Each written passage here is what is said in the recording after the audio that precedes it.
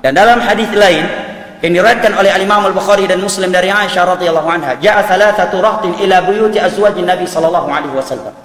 Fasa'alu an ibadati Nabi sallallahu alaihi wasallam, falamma ukhbiruha takannahum taqalluha. Faqala ahaduhum, amma inni fa usalli al-laili wa la arqud. Wa qala thanihim, amma ana fa asumu wa la uftir. Wa qala thalith, amma ana fala atazawwaju an-nisa. Ada 3 orang yang semangat beribadah datang ke salah satu rumah dari istri-istri Nabi, menanyakan bagaimana ibadah Nabi sehari-hari.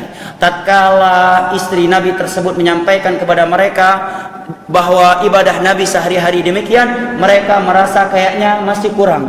Tetapi mereka menyatakan, ini Nabi, pantas kalau seperti itu. Adapun kita pakai perasaan, kita kan belum diampuni dosa-dosa kita, belum jelas, belum ada jaminan, berarti kita harus lebih dari itu. Maka yang pertama menyatakan, saya akan sholat semalam penuh, tidak akan tidur di malam hari. Yang kedua menyatakan, saya akan puasa setiap hari dan tidak akan pernah berbuka. Yang ketiga menyatakan, saya akan hidup menjomblo, tidak akan nikah, karena kalau nikah mengganggu konsen ibadah.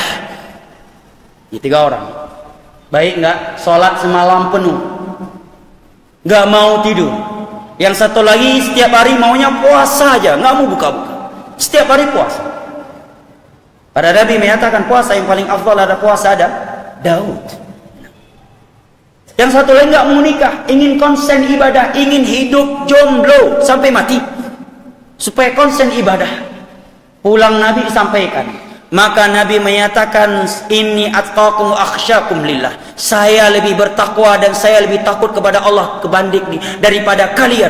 Saya sholat di sebagian waktu dari malam hari dan sebagian waktu di malam hari saya gunakan untuk tidur. Tidak saya gunakan untuk sholat semalam penuh. Saya berpuasa dan terkadang saya juga tidak puasa. Dan saya menikahi wanita. Maka barang siapa yang membenci sunnahku ini, maka dia bukan dari golonganku.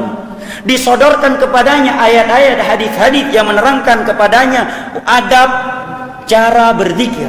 Ini hadis-hadis Nabi cukup jelas. Ini yang beliau bacakan setelah sholat 5 waktu. Begini bentuk tangan beliau. Dijawab, tapi kan. Subhanallah.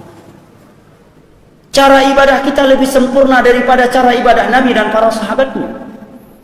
Jelas hadis-hadis Nabi yang menyebutkan apa saja yang beliau baca. Kenapa kita tambah-tambah dengan Al-Fatihah, dengan salawat dan seterusnya? Akhirnya beralasan, yang penting kan tujuannya baik.